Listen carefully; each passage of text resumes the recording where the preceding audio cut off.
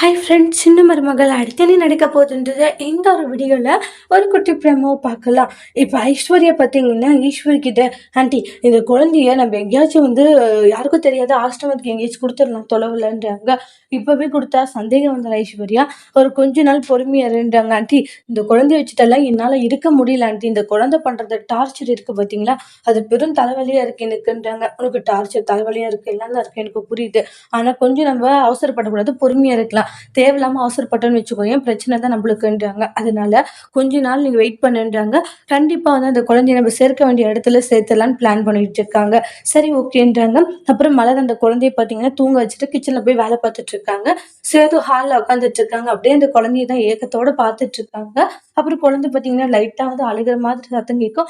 மலர் அங்க இருந்துட்டே வரச்சிட்டு அப்படின்ற மாதிரி எல்லாம் இது பண்ணிட்டு இருக்காங்க. சேதுக்கு மனசு கேட்கல, ரொம்ப அழுதுட்டே இருக்கும். அப்புறம் தூக்கலான்னு போகவும் மலர் சரியான நேரத்துல வந்துருவாங்க. சேது பார்த்துட்டு மறுபடியும் போய் அவங்க இருந்த இடத்துலயே போய் உட்காந்துக்கிறாங்க.